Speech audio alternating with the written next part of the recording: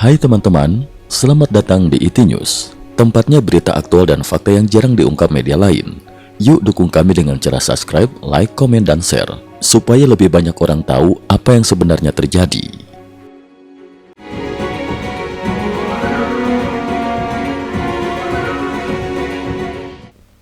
Salam pemirsa, Teheran, Washington, 11 hingga 14 Januari 2026.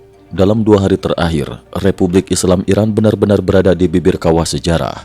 Ketegangan internal akibat gelombang pemberontakan nasional kini berkelindan dengan tekanan eksternal dari Amerika Serikat, menciptakan situasi paling genting sejak Revolusi Iran 1979. Ancaman perang berbalik arah.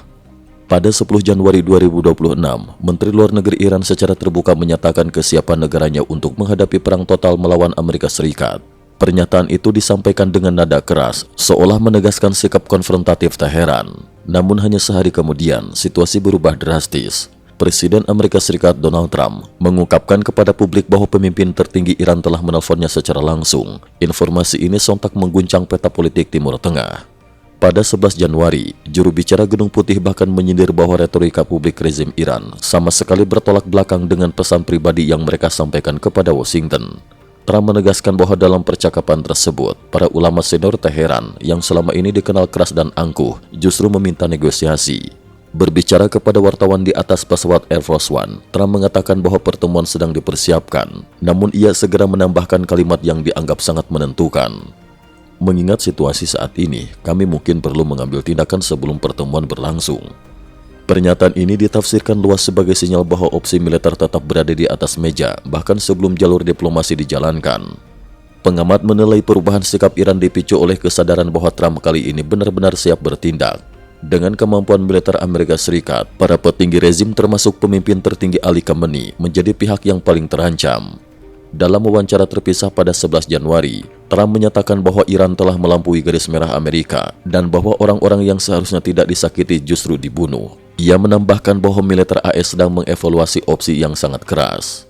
Nada ini dinilai jauh lebih tegas dibandingkan sikap Trump bahkan saat menghadapi krisis Venezuela sebelumnya.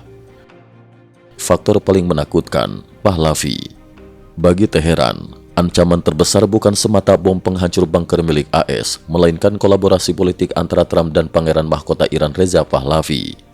Kombinasi tekanan internasional dan legitimasi simbolik dari figur yang dianggap pemimpin spiritual rakyat Iran membuat elit penguasa dilanda kepanikan serius.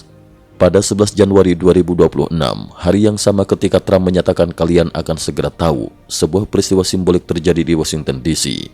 Di depan kedutaan besar Iran di Amerika Serikat yang telah tertutup sejak krisis Sandra 1979, bendera Iran bergambar singa dan matahari kembali dikibarkan. Simbol monarki pra-revolusi itu kini menjadi lambang perlawanan terhadap teokrasi. Mengikuti seruan Reza Pahlavi, kedutaan besar Iran di Australia juga menurunkan bendera Republik Islam dan menggantinya dengan bendera yang sama. Pemberontakan masuk hari ke-16. Sementara itu di dalam negeri, pemberontakan anti-teokrasi Iran memasuki hari ke-16 pada 11 Januari. Di Teheran, bahkan pada pukul 02.00 hingga 03.00 dini hari, suara massa masih memenuhi jalanan. Reza Pahlavi kembali mengeluarkan seruan nasional keempat. Aksi mogok sopir truk meluas, toko-toko menutup pintu, dan rakyat sekitar 190 kota turun ke jalan. Namun bersamaan dengan pemadaman listrik dan internet nasional, penindasan brutal dimulai. Data terbaru menunjukkan bahwa dalam 2 hari terakhir, jumlah demonstran yang tewas bahkan dengan estimasi paling konservatif telah melampaui 2.000 orang. Meski sebagian besar dokumentasi diblokir, rekaman dari pusat forensik Teheran bocor ke luar negeri memperlihatkan jenazah disusun berderet, mayoritas anak muda, termasuk anak-anak.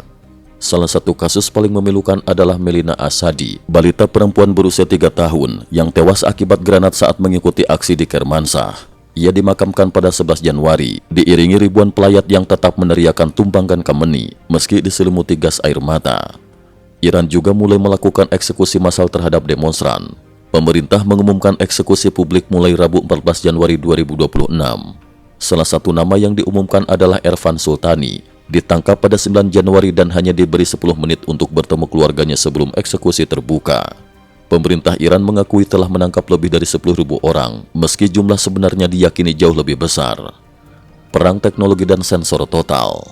Untuk memutus komunikasi, rezim menerapkan pemutusan internet ekstrim. Elon Musk menyediakan layanan Starlink yang awalnya menjaga koneksi di atas 90%. Namun kini, sinyal Starlink dilaporkan diganggu gelombang mikromiliter berdaya tinggi, membuat pengiriman data hampir mustahil. Pakar teknologi menilai gangguan ini menyerupai teknologi militer Tiongkok yang juga berpotensi membahayakan kesehatan warga sipil. Di sisi lain, demonstran semakin gencar menghancurkan kamera pengawas high vision di ruang publik. Retakan dari dalam militer mulai muncul. Seorang kolonel angkatan darat bernama Azhar dilaporkan membelot. Sumber-sumber menyebut hingga 50.000 perwira senior merespon seruan Pahlavi dan bergabung dalam gerakan penyelamatan nasional. Jika angka ini akurat, maka fondasi kekuasaan Teheran dinilai telah runtuh dari dalam. Sebagai respon atas kekerasan, rakyat Iran mulai menerapkan model Bangladesh, yakni membalas langsung aparat pelaku kekerasan. Di Provinsi Ilam, seorang kolonel Garda Revolusi dieksekusi warga setelah terbukti memerintahkan penembakan yang menewaskan 10 demonstran pada 3 Januari. Di Teheran, rumah pejabat dan aparat mulai ditandai, memperingatkan bahwa kekerasan di jalan akan dibalas di rumah. Dampak regional, Hamas dan siaga militer. Runtuhnya pengaruh Teheran berdampak langsung pada Hamas yang dilaporkan kehilangan dukungan utama. Sumber regional menyebut Hamas di Gaza telah diminta menyerahkan kekuasaan kepada Komite Perdamaian Gaza yang didukung Trump. Sementara itu, militer AS mengerahkan 6 pembom siluman B-2 ke Diego Garcia, serta puluhan pesawat tanker KC-135 ke Qatar. Israel berada dalam status siaga tertinggi. Gedung Putih merilis pernyataan singkat, "Tuhan memberkati militer kita, Tuhan memberkati Amerika." Media Timur Tengah melaporkan bahwa rencana serangan militer terhadap Iran telah memasuki tahap akhir, menandai bahwa Iran kini benar-benar berada di persimpangan sejarah antara runtuhnya rezim atau eskalasi konflik berskala besar.